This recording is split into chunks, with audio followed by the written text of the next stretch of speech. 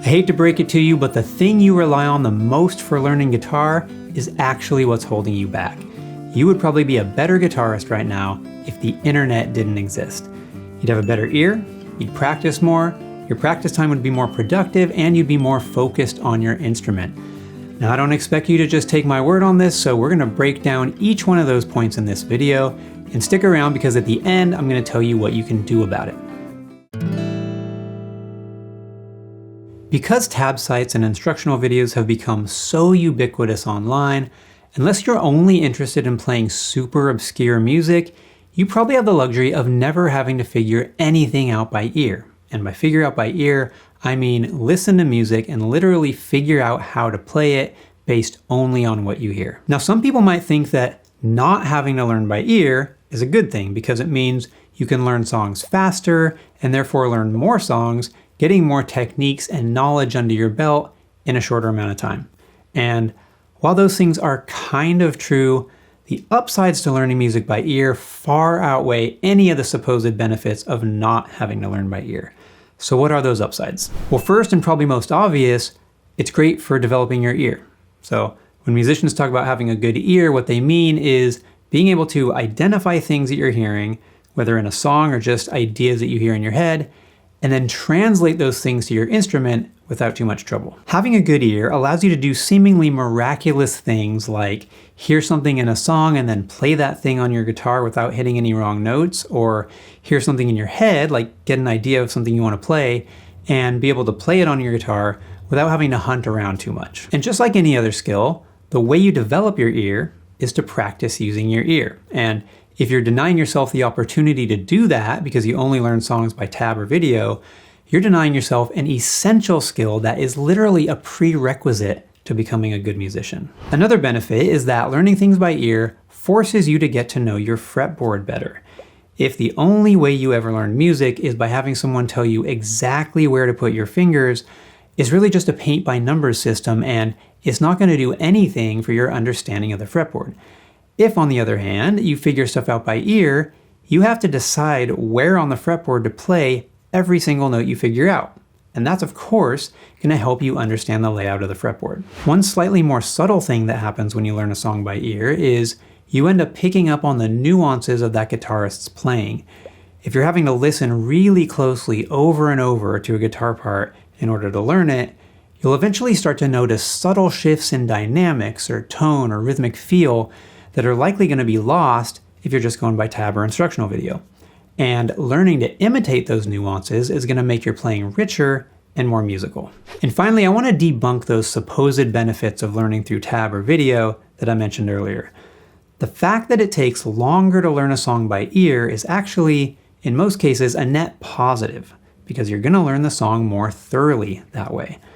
The more time you spend on a song, the better you're going to get at it, the more details you're going to pick up on, and the more deeply you'll understand all the techniques. What's more, the vast majority of the benefits you get from learning a song, and by benefits I mean skills that you either acquire or improve, come toward the end of that learning process. Once you've gotten through all the easy stuff, and all that's left to do is work on those stubborn parts that you still can't play. But 99% of people will quit at that point and move on to a new song because it's so easy to just look up a new song. And for most people, that's going to be more appealing than sticking with their current song and grinding through those problem spots. If you didn't have the option of just looking up how to play a new song though, your choice would be stick with this song and work on the problems, or try to figure out how to play a new song. No easy way out, right? Both of those are going to present some challenges. So you're much more likely to stick with songs for longer and therefore get more benefits out of them when you're learning stuff by ear. The fact that you're watching this video tells me that, like me, you watch guitar videos on YouTube. And while that's not necessarily a bad thing, it can be dangerous because there's so much legitimately well-made, entertaining guitar content on this site, and a lot of it feels very educational. And listen, I'll be the first to admit, I have definitely learned things about music and about guitar from YouTube. But my point is, watching YouTube on its own has never made me better at playing guitar. In order to get better at guitar, you have to actually practice guitar. Watching guitar videos is not a substitute for practicing. So the reason I say YouTube can be dangerous is because you can watch hours of instructional videos that make you feel like you're learning things, and that can sometimes feel almost like a substitute for practicing. But it doesn't actually translate to you being any better at guitar. Even if you're watching a video that has legitimate educational benefit, you still have to practice the stuff they're teaching you in the video in order to integrate it into your own playing. So ultimately, it's about opportunity cost. Every minute you choose to spend watching videos is a minute you could be spending practicing your instrument and actually getting better. In the olden days, before the internet, if you wanted to learn guitar, you'd either try to teach yourself, sometimes with a little bit of help from a friend or a parent who might show you a couple chords, or you'd find a local teacher and you'd take lessons. That's how I learned bass, which is my first instrument. My mom took me to the local music store, rented me a bass, and signed me up for weekly lessons. These days though, there's a third option which is much more popular than either of the first two, and that is learning through YouTube. After all, like I pointed out a minute ago, there's so much content out there for someone who wants to learn guitar. Why would you pay for a teacher when you can get everything for free online? I really sympathize with this view because I am lazy, and if I think I can get something done without having to leave my house or talk to anybody, that's the route I'm going to take. But the truth is, YouTube is not a substitute for a decent teacher.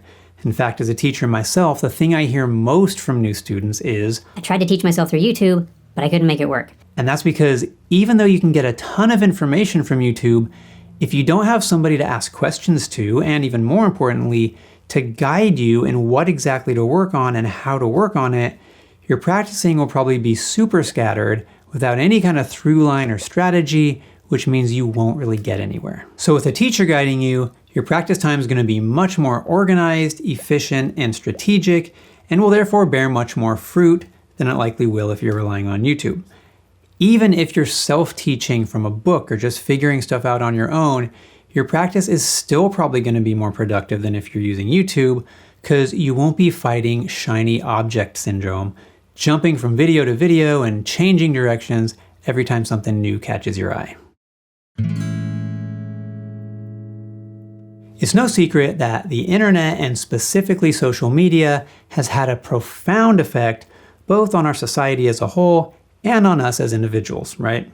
Nobody's going to argue with me on that. Well, I think this relates to learning guitar in a couple different ways.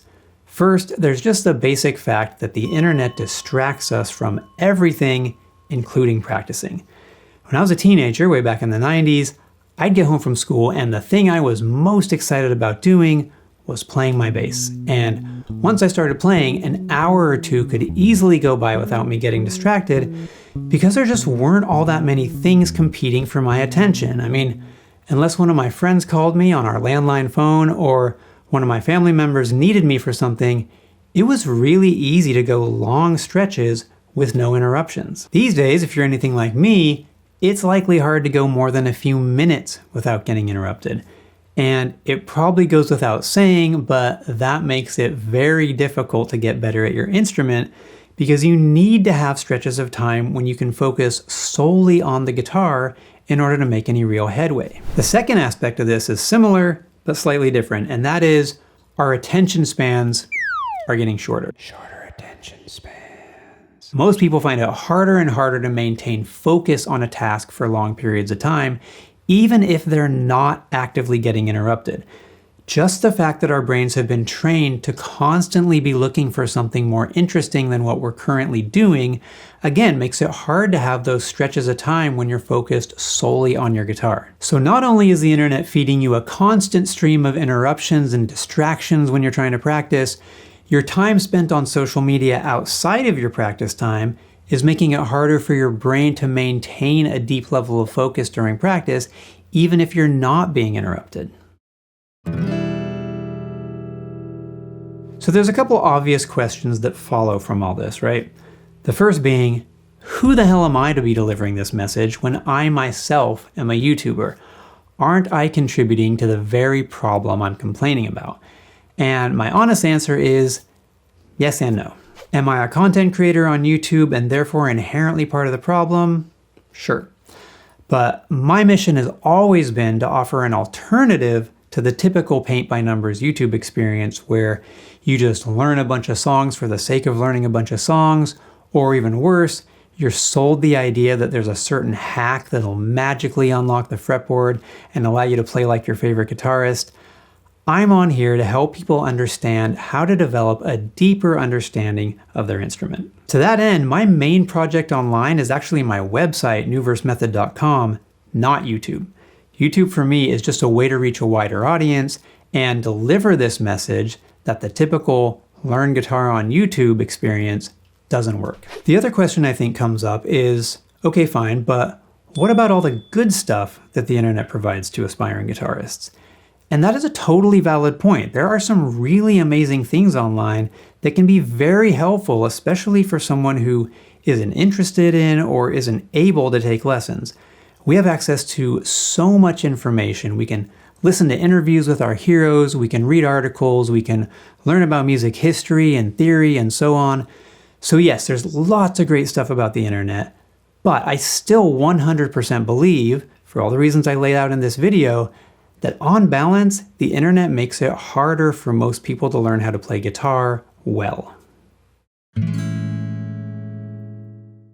We live in a world that is dominated by the internet, and of course, barring some crazy disaster, we're never going back to a pre-internet world. Nor would I want to. Like I said, I'm not naive to some of the real benefits the internet has brought to aspiring guitarists. The main problem, as I see it, isn't the fact that we use the internet to help us learn guitar, it's how we use the internet to help us learn guitar.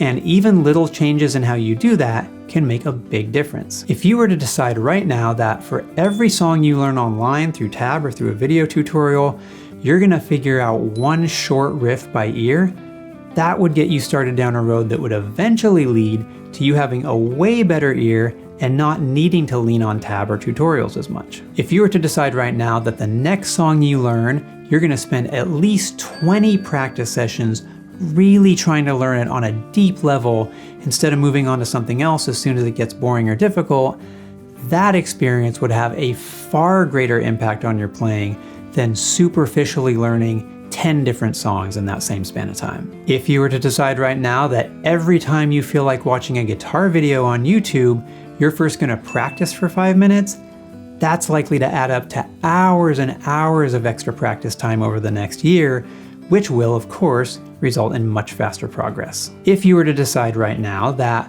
from here on out, when you practice, you're gonna put your phone in airplane mode, or even put it in the next room, so you're not tempted to grab it and get distracted every 5 minutes, that would result in much more focused and productive practice sessions, which again, will lead to much faster progress. And if you were to commit right now to working through an entire series of technique or fretboard exercises, whether that's a book or an online course from me or someone else you trust, you will, at the end of that process, have developed your skills 10 times beyond what you would have in the same amount of time by jumping around from video to video and taking random bits from a bunch of different sources. So there are things you can do to counteract this stuff.